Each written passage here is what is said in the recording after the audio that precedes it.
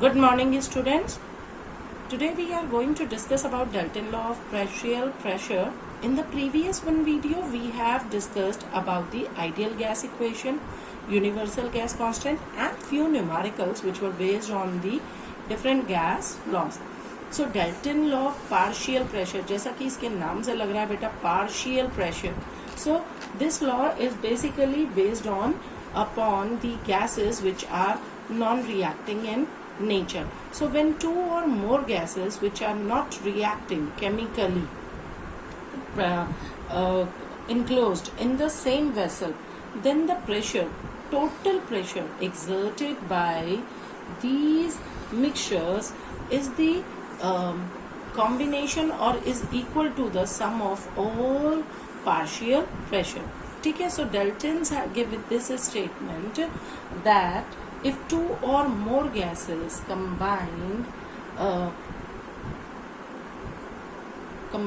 in a closed vessel which are not chemically reacting with each other, then the total pressure exerted by the gaseous mixture is equal to sum of all partial pressure. So suppose मैं कहती हूँ कि we enclosed three or more than three non-reacting gases in a vessel, then P1 plus P2 plus P3 plus so on, their total sum is equals to the total partial pressure. ठीक है.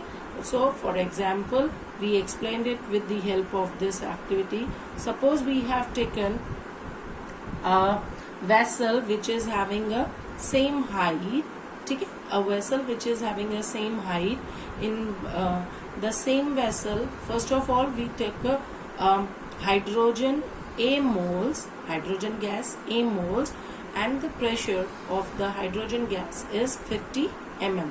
Similarly, if we kept the oxygen gas of B moles in the same vessel at the same temperature of 100 mm, ठीक है. कितना 100 mm pressure. Fine. सो पहले हमने रखा 50 mm of hydrogen gas एक vessel में, फिर उसी वेसल में हमने फिल की 100 mm of oxygen gas with B moles at same temperature. Then after that, in the same one vessel, we transfer both the gases with the same pressure. Then we observe that in this vessel, the mixture of gases, hydrogen and oxygen, gives 150 mm pressure. So what does it mean? कि oxygen का कितना था pressure 100 mm और hydrogen gas का कितना pressure था 50 mm.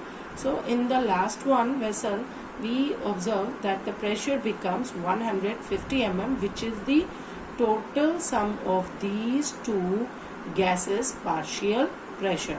ठीक है. तो ये इन दोनों का क्या हो गया 100 plus 50 is equals to 150. So it is the sum of these two gases. If now we are talking about the application of this beta, ठीक है.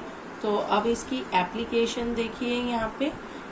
एप्लीकेशन सबसे पहले इसकी होती है determination of pressure of a dry gas, कि हम क्या कर सकते हैं, how we can calculate the dry gas pressure, so that we can find out. अब यहाँ पे देखिए बच्चे, हमने ये कहा कि we have taken a one setup, ठीक है, in which there is water.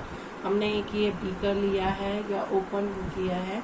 तो in this we kept a water and we take one plain tube from which we just insert the gas inside this water, और एक हमने inverted tube ली है जिसमें कि हमारी गैस क्या कर जाएगी, हम गैस को इंड्यूस कर रहे हैं and then we will see कि व्हाट हैपन.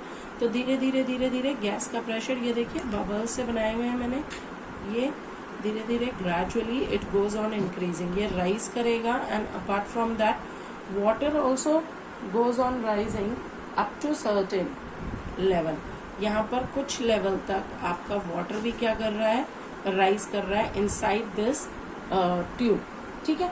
सो हमने ये कहा कि whenever any gas is collected over water, what happen? That will be moist. Obviously, water है तो water के ऊपर जो होगी गैस कलेक्टिव वो कैसी होगी, that also having a certain amount of water vapor in it. ठीक है. So that will be moist and it means that is saturated with the water vapor which exert their own pressure. So the pressure due to the water vapors, that is called aqueous tension. उसे हम क्या कहेंगे? aqueous tension. So when the volume, अब क्या करेंगे कि हम इसी लेवल वाटर को हम शिफ्ट करते हैं एक ग्रेजुएटेड सिलेंडर में. ठीक है, we just shifted this water into the graduated cylinder and we will see what happen. So यहाँ पे भी हमने एक इंसर्ट ट्यूब करी है. अगर आप इसके अंदर देखें बी पार्ट में, ये फिगर ए, ये figure B. So if you see here, then the total pressure exerted by the gas and the water vapor, that is equal to the atmospheric pressure. इसके अंदर total pressure of the gas, total pressure of the water vapor, sum of these two is equals to the atmospheric pressure. You can see it from here also that यहाँ पे देखो inside the jar and outside the jar, दोनों side आपका क्या है बेटा, water का level क्या हो गया, सेम, जो कि यहाँ नहीं था. यहाँ पे यहीं तक राइज हुआ था water level, but here it is same inside the jar and outside the jar. So अब simple, if we take P is equals to pressure of moist gas, P dash is equals to pressure of dry gas at T degree Celsius. हम temperature same रखेंगे. सो and P is the small p, this P is the aqueous tension. ठीक है, हमने aqueous tension आपकी define की है. So it is the aqueous tension if I have taken, then according to Dalton law of partial pressure, that pressure of moist gas, that is equals to pressure of dry gas plus aqueous tension. यही आएगा. ठीक है, aqueous tension. और I can say, अब मैं इसको change कर सकती हूँ, P dash is equals to P minus P, means that is pressure of dry gas, pressure of, ये निकाल रहे हैं हम, pressure of dry gas, that is equals to pressure of moist gas minus pressure P of aqueous tension. Pressure of aqueous tension, या हम सीधा कहते हैं aqueous tension at T degree Celsius. ठीक है, aqueous tension at T degree Celsius. So from here I can calculate this. Another one thing also I can calculate with the help of this formula, and that is in calculation of, it is also used to calculate partial pressures. हम इससे क्या और find out कर सकते हैं, partial pressure. जैसे कि अगर हम बात करते हैं, if we have a mixture of non reacting gases A, B, C, 3 gases, these are the non reacting gases in nature, and if each gas is to be considered an ideal gas, हम suppose कर रहे हैं कि सारी की सारी क्या है, आइडियल गैस है, then we will follow the law PV is equals to nRT, and from here we can say that PA is equals to NART upon V, PB is equals to NBRT upon V, and PC is equals to NCRT upon V. यही होगा. So Dalton law के according क्या हो जाएगा बेटा, that P is equals to PA plus PB, P is equals to PA plus PB plus PC. यही आ जाएगा according to the Dalton's law from and so on. यही विच इज इक्वल्स टू क्या होगा, RT अपॉन V. मैं values लिख देती हूँ. ठीक है, या यहाँ पे लिख लेते हैं, चलिए यहाँ नहीं लिखते बेटा, यहाँ लिख लेते हैं PA plus PB plus PC. This is according to Dalton's law and the value of PA, PB and PC is given here. So हम इसको ऐसे लिख सकते हैं RT upon V. I can take it common. ठीक है ना, तो RT upon V Na plus Nb plus number of moles of C plus so on, यही हो जाएगा. So from here we can say that Pa upon P is equals to number of moles of A upon Na plus Nb plus Nc plus so on, which is equals to chi A. हमने ये formula molarity mole fraction में पढ़ा है, तो this is mole fraction of A which is equals to this Pa upon P. ठीक है, अगर मैं इसको एक को निकालना चाहूँ Pa upon P, that is equals to क्या बन जाएगा, Na number of moles of A upon Na plus Nb plus Nc plus so on, यही हो जाएगा. So from here I can say that it is equals to chi A, mole fraction of A. और आप लोगों को पता होना चाहिए दैट Pa यहाँ से हम क्या कह सकते हैं, is equals to chi A into P. ये लगा लिया. So this is the formula. Similarly हम ये निकाल सकते हैं Pb is equals to Pb, Pa is equals to chi A into P, और we can say Pb is equals to chi B into P, और Pc is equals to chi B into P, chi C into P. ठीक है, clear.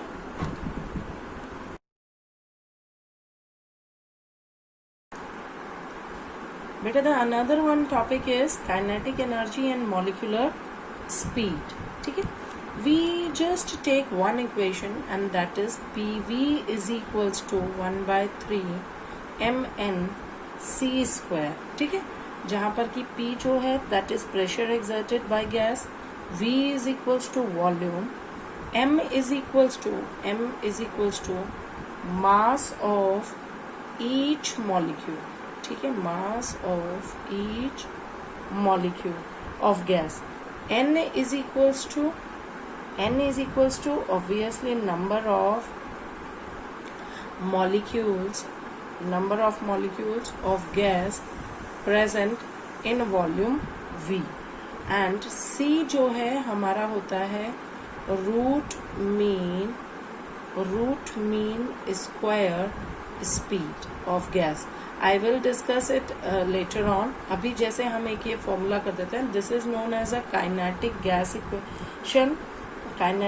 equation, and on the basis of this we are going to derive few new more terms which is to be applicable in this one.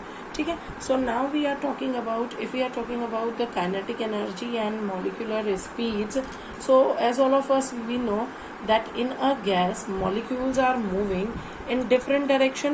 कोई भी एक अगर gas है, suppose इस container के अंदर है, तो someone is moving in, one molecule is moving in this direction, one is in this, another one is, so all of they are moving in different directions. Fine, and all of they having a different speed and collide with each other also with the different speed with one another as well as to the wall of the container with different speeds, and due to which their individual speeds and kinetic energy that keep on changing even at the same temperature. Obviously जब वो अलग अलग move कर रहे हैं, आपस में भी कोलाइड कर रहे हैं, वॉल्स ऑफ कंटेनर के साथ भी कोलाइड कर रहे हैं, तो there speed that will get change at the same one temperature. So if I am saying that if N1 is the molecule speed, N1 molecules, if N1 molecules have speed V1 and N2 molecules have speed V2 and 3 molecules have speed V3 and so on, so total kinetic energy that will be equals to, kinetic energy को अगर हम represent कर रहे हैं E से कर लेते हैं, चलो. So total kinetic energy is equals to, according to this formula, that is equals to N1 into half M V1 square plus N2 half kinetic energy का फॉर्मूला mv होता है, हाफ mv², और number of molecules क्या हो गए हमारे n1. So it will become number of molecules into kinetic energy, that gives us the total kinetic energy. So half mv2 square plus n3 half mv3 square and so on. यही बनेगा. So where m is the mass of molecule of gas. So अगर हम इसमें कहते हैं कि if we divide by total number of molecules, तो average kinetic energy, बेटा मैं सिंपल क्या निकाल रही हूँ, डेरिवेशन आपका निकाल रही हूँ. Average kinetic energy which is EK oblique is equals to total number of molecules, n है, EK अपॉन m हो जाएगा. और यहाँ से हम फॉर्मूले में लिख दें हाफ m, तो ये बना n1 v1 square plus n2 v2 square plus n3 v3 का square upon that is n1 plus n2. n is equals to number of molecules, तो n3 यही हो जाएगा. So this one is the expression, this expression ये वाला जो है, this gives represent mean of squares of speed of different molecule, and this is known as mean square speed. ठीक है जी, ये हमें क्या दे देगा, mean square speed.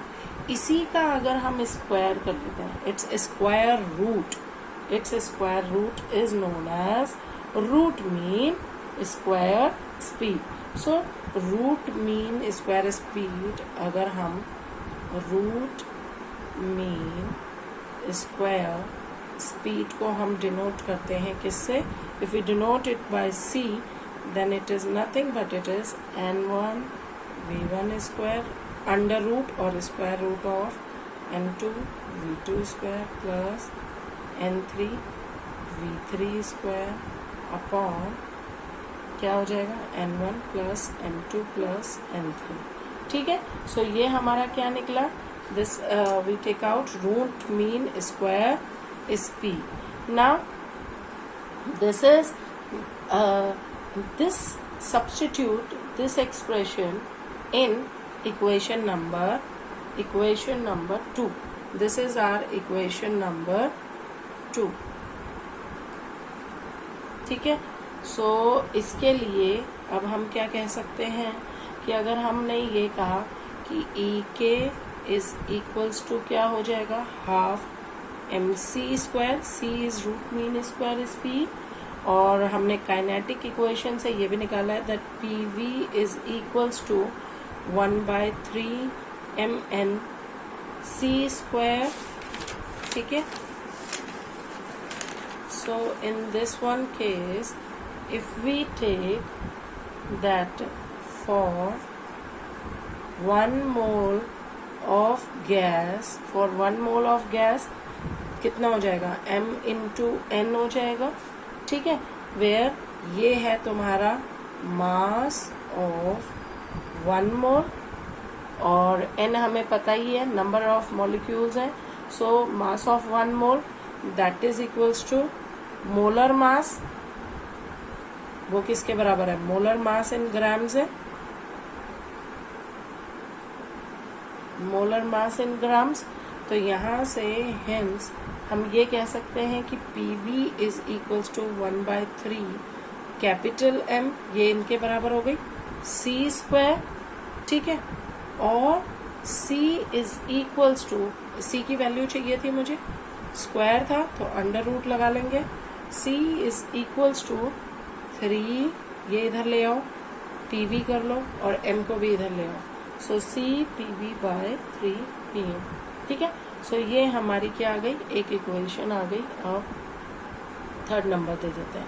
ठीक, यहाँ पे तो अब इसके बाद हमने क्या किया, हमें मालूम है put m upon v. Is equals to density होता है, तो हम डेंसिटी की फॉर्म में भी निकाल सकते हो। तो C इज इक्वल्स टू हमारा बना √3p इंटू अपॉन डी। और हम ये भी कह सकते हैं कि PV इज इक्वल्स टू क्या होता है, RT होता है। तो हम इसको ऐसे भी लिख सकते हैं, P की वैल्यू में C is equals to √3RT upon M।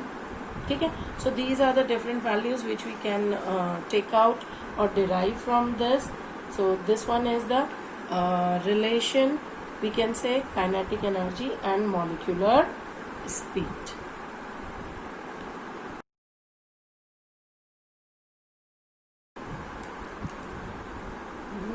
Now we discuss Maxwell-Boltzmann distribution.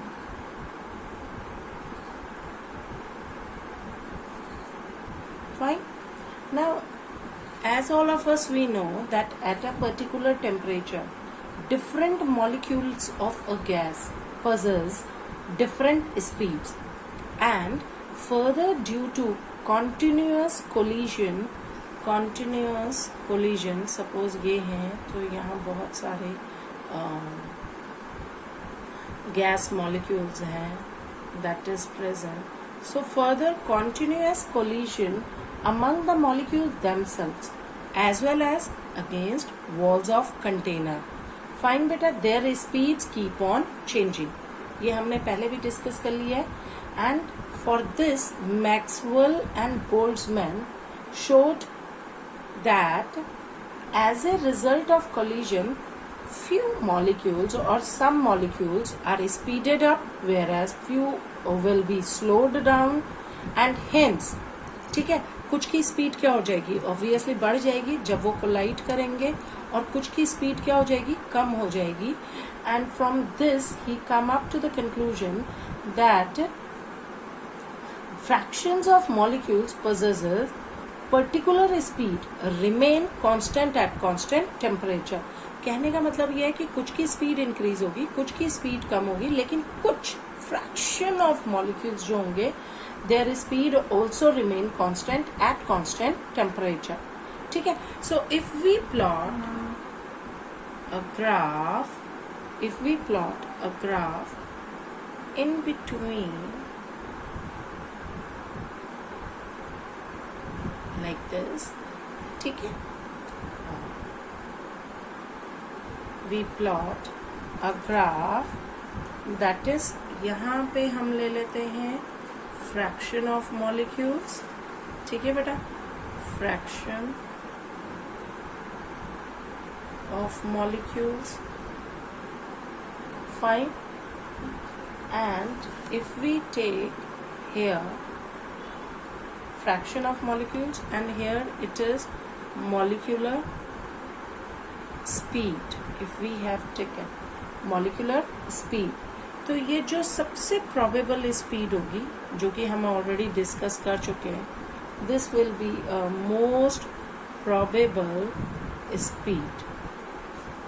ठीक है, और इसको मैं C* से ले लेती हूँ अगर आपका. ठीक है, तो अब इसमें वो कह रहा है कि कुछ मॉलिक्यूल्स की स्पीड क्या है, बहुत ज़्यादा है, कुछ की बहुत कम होगी, और जो पीक है, ये पीक जो है कर्व की हमारे, ये स्पीड करेगी मैक्सिमम फ्रैक्शन या maximum number of molecules carries this speed. ठीक है, सबसे ज़्यादा जो होगा मैक्सिमम वो क्या है, that will be taken by the molecules that this speed.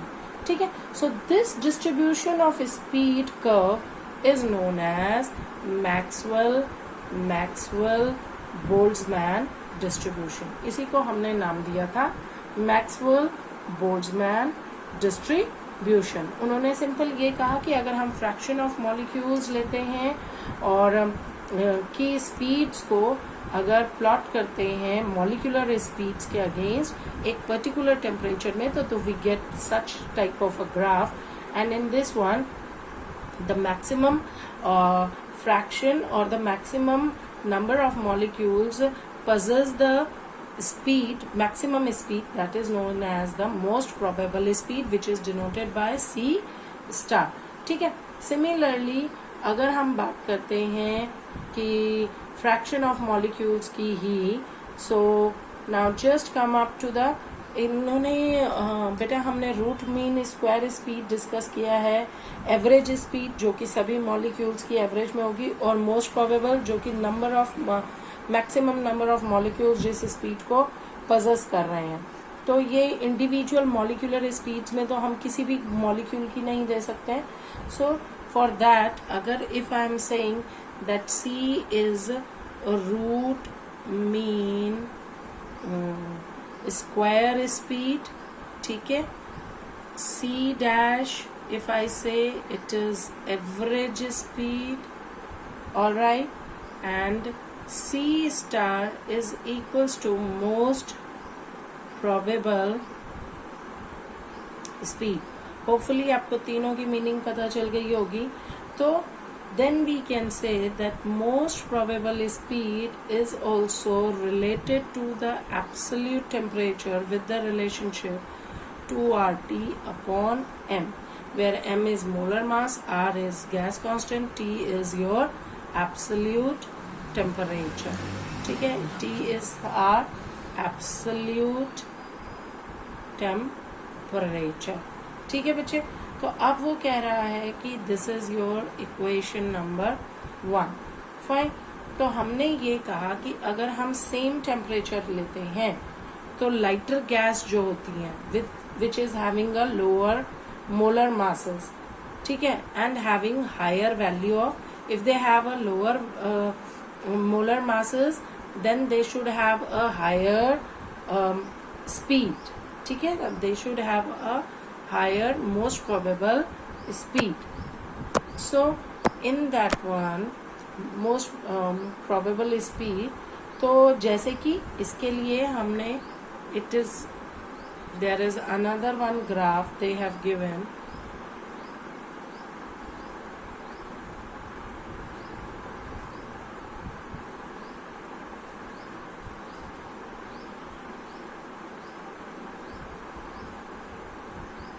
So you can see this is for chlorine gas and it is for nitrogen gas. Chlorine gas जो है वो 300 केल्विन पे है और nitrogen gas is also studied at 300 Kelvin. Same here, यहाँ पे आपका fraction of molecules ले लिया है और यहाँ पर आपका क्या लिया है, molecular speed they have taken of chlorine and nitrogen gas molecule. So you can see here this is the most probable speed for chlorine gas, and it is the most probable speed for nitrogen gas. So from here we can see that lighter nitrogen molecules have that can move faster than the heavier chlorine gas, क्योंकि उनकी speed ज़्यादा है तो वो क्या कर सकते हैं, वो ज़्यादा स्पीड के साथ, ज़्यादा बेटा यहाँ पे स्पीड ज़्यादा आ रही है ना, किसकी, नाइट्रोजन की, तो ज़्यादा स्पीड के साथ मूव कर सकते हैं क्योंकि इट इज़ लाइटर और we can say its molar mass is more, और इसका जो है वो क्या हो जाएगा, they have higher, chlorine have lower value of most probable speed at any particular temperature. So this is the effect of nature of gas. Now we move up to the another one, and that is effect of temperature. If we are talking about effect of temperature, then have a look here. इसमें देखिए, ठीक है, मैं आपके लिए 3 temperatures पे graph draw कर रही हूँ।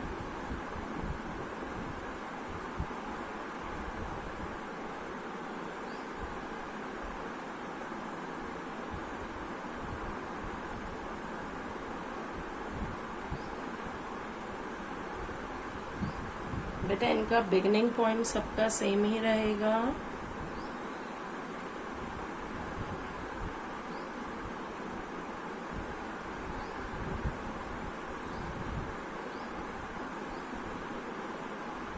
ठीक है, so just have a look here, हमें सिर्फ मोस्ट प्रोबेबल स्पीड पे जाना है।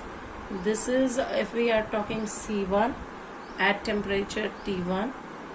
This is, यहाँ देखो, it is C2 at temperature T2.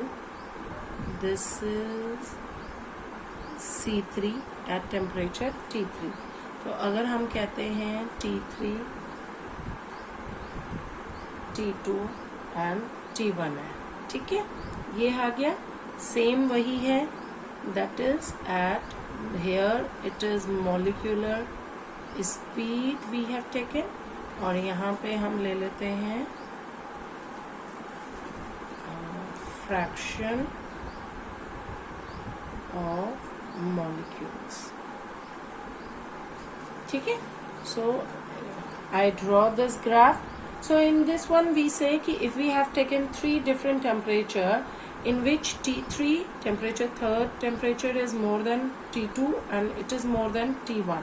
So in these curves if we come up, तो अगर हम देखें कि whole curve जो है that is showing that most probable velocity that is going to be increased.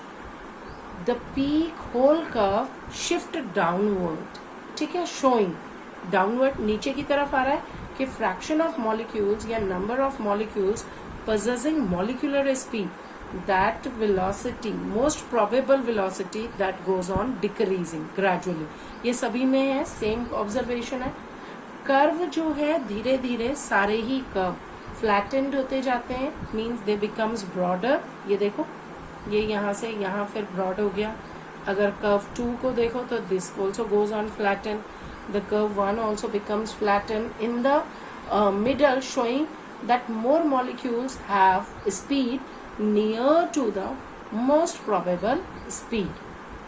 और अगर अगला देखें कि fraction of molecules जो हैं, fraction of molecules having higher speed that goes on increases. Fraction of molecules having lower speed, जिनकी speed कम है, वो क्या होते जा रहे हैं, that speed that goes on decreasing. ठीक है.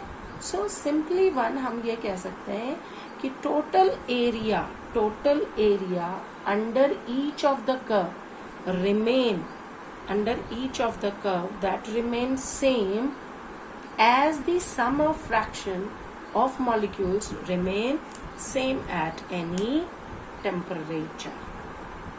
Thank you.